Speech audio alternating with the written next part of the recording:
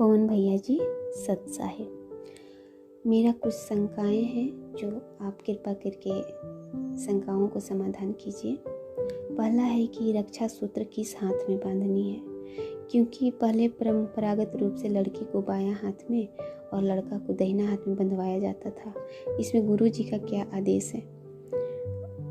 दूसरा है कि घर में शादी है और सभी अनुपदेशी हैं, तो क्या कपड़ा खरीदने में हम सहयोग दे सकते हैं। तीसरा है कि ऑनलाइन नाम दीक्षा अप्रैल 2020 में लिए थे, जो सतनाम मिल गया है, तो इसमें शंका समाधान कीजिए कि प्रथम मंत्र और सतनाम दोनों मिक्सिंग जाप कर सकते हैं। मिक्सिंग जाप का मतलब है कि जैसे 20 मंत्र 10-20 मंत्र प्रथम मंत्र कर लिए, फिर सतनाम भी कर लिए, फिर टाइम मिला तो प्रथम मंत्र कर लिए, फिर सतनाम कर लिए। ऐसा क्या कर सकते हैं, या फिर प्रथम मंत्र 108 बार पूरा करके ही सतनाम करना है। और चौथा है कि क्या जीन्स पहन सकते हैं। और पांचवा है कि सतनाम जो है, सतनाम का जो नियम मर्यादा है वो मेरे पास नहीं है, तो उसका नियम मर्यादा मुझे चाहिए। सत साहिब। बंदी छोड़ सतगुरु रामपाल जी महाराज जी की जय हो। सतसाई बहन, आप जी का प्रथम सवाल है कि परम पूज्य सतगुरु रामपाल जी महाराज जी से नाम दीक्षा लेते समय हमें जो एक लाल कलर का धागा मिलता है, जिसको हाथ की कलाई पे बांधा जाता है, और वर्तमान में समाज में जो प्रथा है उसके हिसाब से औरतें उसको दाएं हाथ पे बांधती हैं, पुरुष उसको बाएं हाथ पे बांधते हैं। तो क्या ऐसी कोई प्रथा सतगुरु रामपाल जी महाराज जी की भक्ति में भी है? क्या ऐसा कोई नियम है? तो बहन दास तो यही कहेगा कि ये पूर्ण परमेश्वर की सत भक्ति है, और सत भक्ति में आडंबर और पाखंड के लिए, कुरीतियों के लिए, प्रथाओं के लिए, परंपराओं के लिए लेस मात्र भी जगह नहीं है।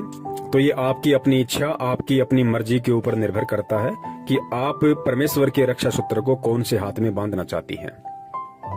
दूसरा आप जी का सवाल है कि मेरे परिवार में मैं अकेली उपदेशी हूँ और परिवार में शादी है, तो क्या मैं उनके साथ में शॉपिंग करने जा सकती हूँ, सामान वगैरह खरीदने के लिए उनके साथ जा सकती हूँ। यदि मैं उनके साथ गई तो मेरी किसी मर्यादा का हनन तो नहीं होगा, मेरे को कोई दोष तो नहीं लगेगा।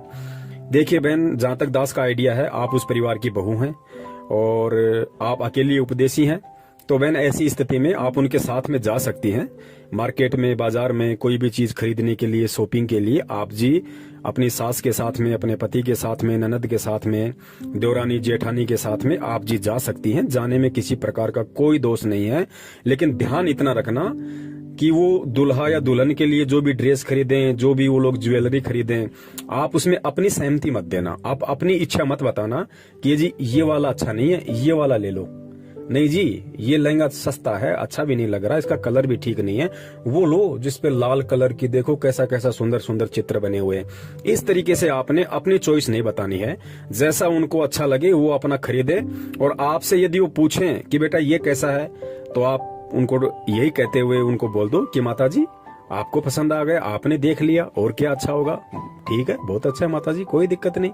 इस तरीके से आप जी यदि आपसे पूछें तो आपने केवल इसी तरीके से उनका सहयोग करना है। तीसरी आपकी शंका है कि भगत जी मैंने प्रथम नाम लिया, फिर मुझे सतनाम मिला, दोनों मंत्र में जाप करती हूँ, तो मेरी शंका ये है कि मैं दोनों मंत्रों का मिक्सिंग जाप कर सकती हूँ या नहीं। मिक्सिंग का मतलब होता है कि क्या मुझे प्रथम नाम को पहले जाप करना पड़ेगा पूरी 108 माला, या फिर मैं बीच बीच में सतनाम भी जाप कर सकती हूँ। तो देखिए बहन, ये परमात्मा की भक्ति है। परमात्मा ने इस भक्ति को बहुत ही सीधे तरीके से हमें बताया है, बहुत ही सहज ये भक्ति है परमात्मा की, और इसमें ऐसी कोई बाध्यता नहीं है कि आपको सबसे पहले प्रथम नाम की माला करनी पड़ेगी, उससे पहले आप सतनाम नहीं कर सकते। ऐसा कुछ नहीं है। परमेश्वर ने कहा यदि रात को 2 बजे भी आपकी आंख खुल जाती है और आपकी मंत्र करने की इच्छा हो, तो आप कोई भी मंत्र जो आपकी जुबान पे आ जाए उसी को आप कर सकती हैं। उसी का सुमरण, जैसी विधि परमात्मा ने बताई है उस विधि से आप जी उसका सुमरण कर सकती हैं। मान लीजिए आप सुबह उठते ही आपने सतनाम के 4 मंत्र कर दिए, उसके बाद आपको कोई काम याद आ गया, आप अपनी रसोई में चली गई, वहां मान लीजिए आपको प्रथम मंत्र की आपको याद आ गई, आप जितने मर्जी 2, 4, 5, 10 जितने मंत्र कर सकती हो आप प्रथम मंत्र के कर लीजिए। फिर मान लीजिए आपका ध्यान हट गया, फिर आपको 2 मिनट बाद में सतनाम याद आ गया, आप सतनाम के सुमरन कर लीजिए, 2, 4, 5, 10 जितना भी आप करना चाहो। ऐसी कोई बाध्यता इस भक्ति मार्ग में नहीं है, बहुत ही सहज मार्ग है, बस मंत्र होने चाहिए हमारे, ये गुरुदेव ने बताया।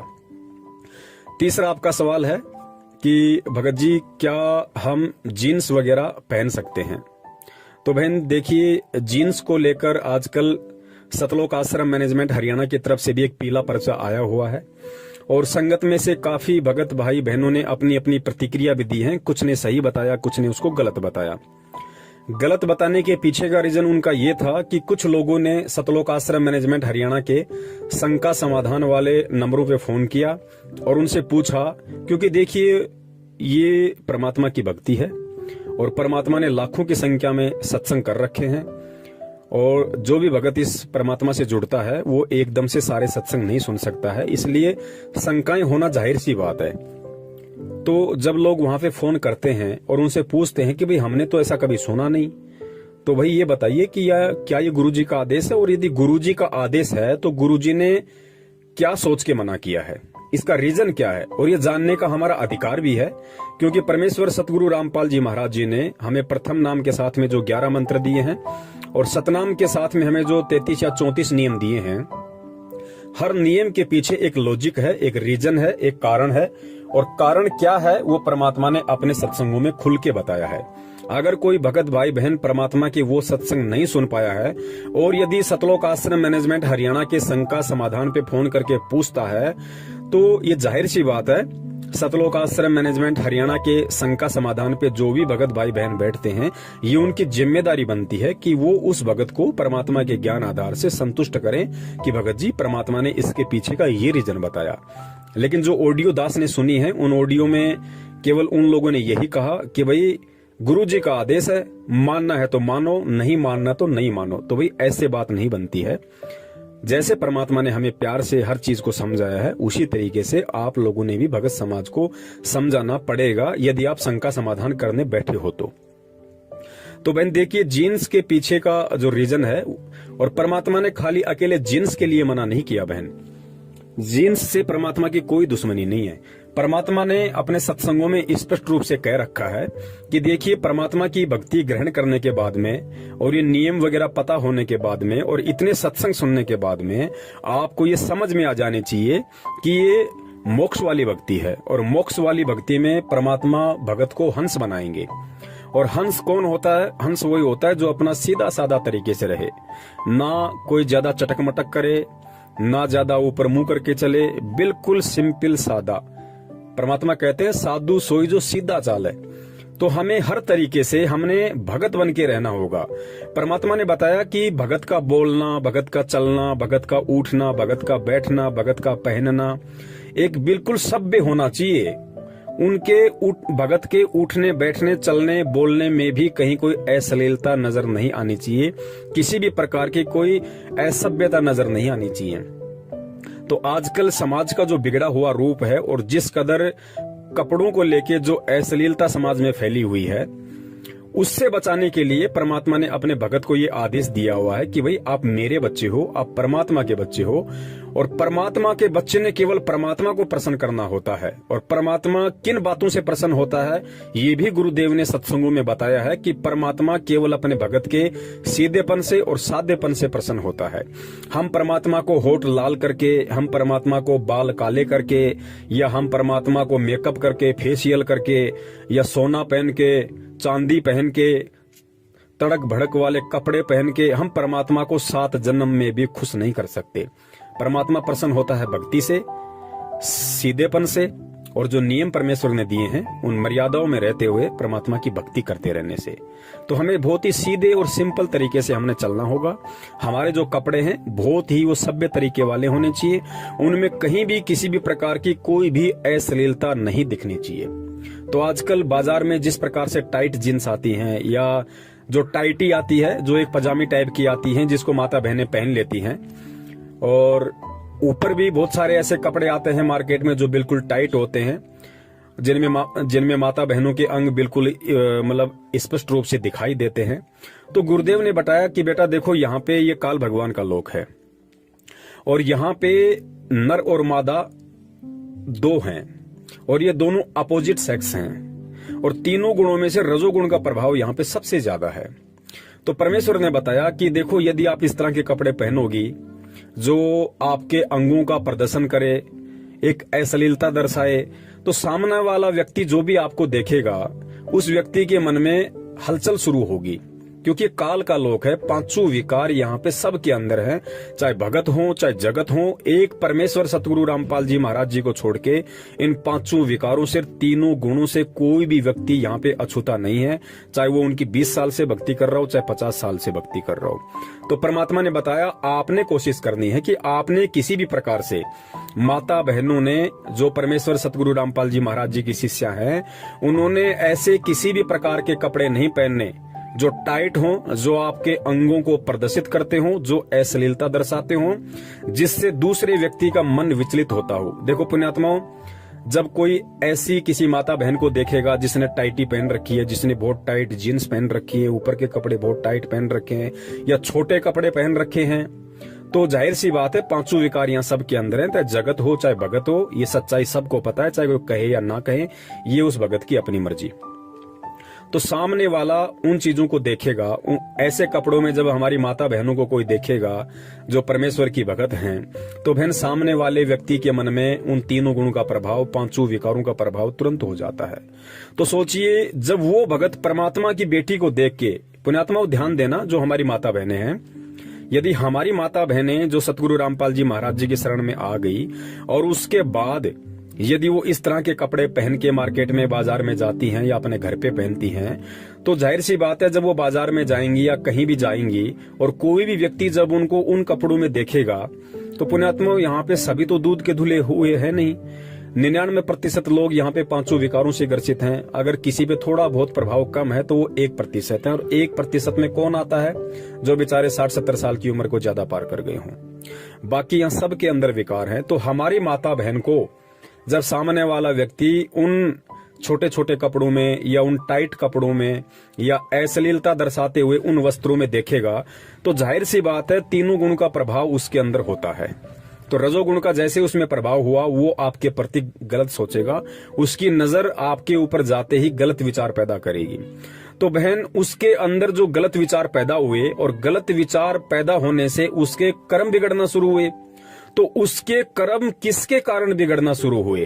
उसके कर्म उस औरत या उस बहन बेटी के कारण बिगड़ना शुरू हुए जिसने छोटे कपड़े पहन रखे हैं। परमात्मा का ज्ञान लेने के बाद भी, परमात्मा की समझ होने के बाद भी, जिसने छोटे कपड़े पहन रखे हैं, जिसने टाइट कपड़े पहन रखे हैं, या जिसने ऐसे तड़क भड़क वाले, अश्लीलता दर्शाने वाले कपड़े पहन रखे हैं जो सामने वाले को थोड़ा बहुत विचलित करता है, तो बहन वहां पे हम भी दोषी हो जाएंगे।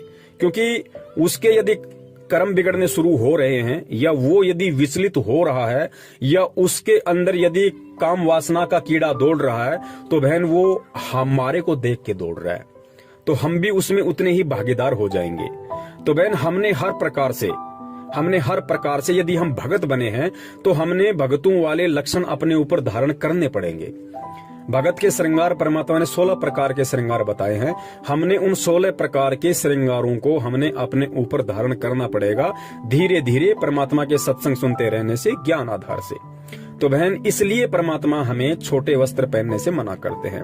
और परमात्मा ने केवल जीन्स के लिए ही मना नहीं किया है, परमात्मा ने तो आश्रम में यहाँ तक भी मना कर रखा था।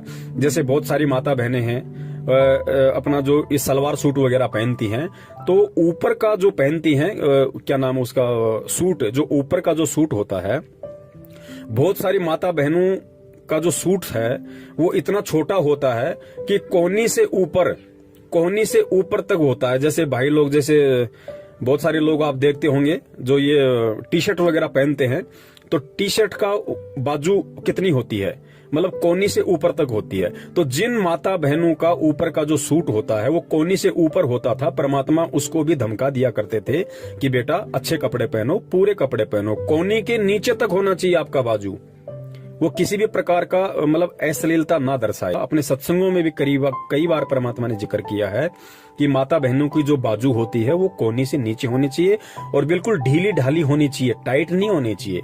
हमारी जो माता बहनें हैं, दास उनसे यही अपील करेगा, दास उनसे यही विनती करेगा कि आगे से हम ध्यान रखें। तो विशेषकर यदि हम घर से बाहर निकलते हैं तो हम बिल्कुल सीधे साधे ढीले ढाले और एक सभ्य औरत को दर्शाने वाले कपड़े हम पहने। तो बहन इसलिए परमात्मा मना करते हैं। और यहाँ सतलोक आश्रम मैनेजमेंट हरियाणा ने इस आदेश को, जो आदेश परमात्मा सन 1994 से देते हुए आ रहे हैं, उस आदेश को इन्होंने पीले पर्चे में डाल के संगत को ये दर्शाया कि गुरुजी ने जेल से ये आदेश दिया है। क्योंकि जब तक ये लोग दिन में 1-2 पीले पर्चे नहीं डाल दें तब तक रात को ना तो ढंग से इनको खाना खाया जाता है, ना इनको ढंग से नींद आती है, क्योंकि ये इनकी मजबूरी हो गई। इन लोगों को आदत पड़ गई कि हमने 1 या 2 पीले पर्चे जबरदस्ती अड़ंग बड़ंग करके हमने संगत में डालने ही डालने। तो इन्होंने ऐसा आदेश पारित करके भेजा है, गुरुजी का आदेश आया है, माता बहनों ने टाइट जींस नहीं पहननी है। अरे भैया, परमात्मा का क्या आदेश आया है? परमात्मा तो सन 1994 से आदेश दे रहे हैं, अपने हर सत्संग में आदेश दे रहे हैं। क्या परमात्मा जेल से जाके अब ये आदेश देंगे? तो फिर तो परमात्मा सारे आदेश देंगे फिर जेल से। परमात्मा ने जींस वाला आदेश क्यों दिया? परमात्मा तो उसमें ये लिखते, अगर परमात्मा का आदेश होता जेल से तो परमात्मा तो ये लिख के भेजते कि बेटो, मैंने जो प्रथम नाम के समय जो 11 नियम दिए हैं, सतनाम के समय मैंने जो 34 नियम दिए हैं, और मेरे सत्संगों में मैंने जितने भी नियम दिए हैं, तुम्हें उन सब का पालन करना होगा, तभी तुम परमात्मा की भक्ति पे टिक पाओगे और भक्ति के लायक तुम बन पाओगे। परमात्मा एक स्पेशल आदेश क्यों देंगे भाई कि टाइट जींस नहीं पहननी है, खुली खुली जींस पहन सकते हो? परमात्मा ने तो हमेशा कहा कि खुला खुला कपड़ा, चाहे जींस हो, चाहे स्वेटर हो, चाहे पैंट हो, चाहे ट्राउजर हो, चाहे सलवार सूट हो, कोई भी कपड़ा हो, हमने खुला खुला ही पहनना है। हमने ढीले ढाले कपड़े पहनने हैं, हमने अश्लीलता दर्शाने वाले कपड़े नहीं पहनने। तो ये कोई जेल से स्पेशल आदेश नहीं आया है, ये तो इन लोगों की अपनी घटिया सोच है, जो संगत को मूर्ख बनाने के लिए और हमेशा इस तरह के आदेश ये लोग पारित करते रहते हैं। ये जो आदेश है, ये परमात्मा का सत्संग रूपी आदेश है। तो पुण्यात्माओं, ध्यान रखना, हमने आदेशों का गुलाम नहीं बनना। इस भक्ति मार्ग में जो भी व्यक्ति आदेशों का गुलाम बन के रहेगा, वो व्यक्ति कभी भी इस भक्ति मार्ग पे सफल नहीं हो पाएगा। हमने परमात्मा के सत्संग रूपी आदेशों का गुलाम बनना है, क्योंकि सत्संग यहाँ पे सदा रहेंगे। गुरु यहाँ सदा नहीं रहेगा, लेकिन गुरु के सत्संग, गुरु के वचन यहाँ सदा रहेंगे। तो हमने सत्संग रूपी आदेशों का गुलाम बनना है। और जो व्यक्ति इस ज्ञान को आधार बना के परमात्मा के सत्संग रूपी आदेशों का गुलाम बन गया, पुण्यात्माओं, परमात्मा उसको किसी अन्य की गुलामी नहीं करने देंगे। वो कभी भ्रमित नहीं हो सकता, कभी भी शंकाओं में नहीं आ सकता वो व्यक्ति, क्योंकि सत्संग ही इस भक्ति मार्ग की नींव है। और जिसकी नींव ही मजबूत है, तो नींव के ऊपर भाई फिर चाहे भक्ति रूपी मकान चाहे कितना बड़ा बनाओ, कहीं कोई दिक्कत, कहीं कोई दबाव नहीं आना। और आगे आपने बताया बहन कि सतनाम के जो 34 नियम है वो आपको नहीं पता है। अब मुझे नहीं पता आपको क्यों नहीं पता है, क्योंकि वैसे तो नाम दीक्षा के समय पर्चे वगैरह दिए जाते हैं। हो सकता है ऑनलाइन आपको नाम दीक्षा मिली होगी, आपको नियम नहीं बताए गए होंगे। ना ये लोग ऐसा कोई ध्यान देते हैं, चाहे कोई नियम ले या ना ले, इनको इन बातों से मतलब नहीं है। मैनेजमेंट को केवल संख्या जोड़ने से मतलब है, ताकि ज्यादा से ज्यादा लोग ज्योति पाठ और दान जमा करवाए। नियम में रहे ना रहे ऐसी कोई बाध्यता इन लोगों को नहीं है। तो सतनाम के जो नियम है, अगर परमेश्वर दया करेंगे, मालिक प्रेरणा करेंगे, तो दास सतनाम के जितने भी 34 या 35 नियम है, परमात्मा एक विशेष वीडियो उन पे बनवाएंगे।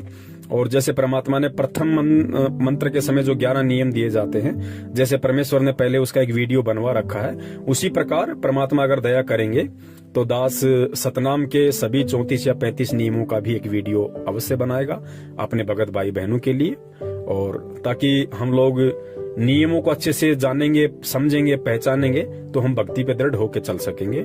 अगर समय आया, परमात्मा ने प्रेरणा की, तो अवश्य सतनाम के नियमों का भी वीडियो बनेगा।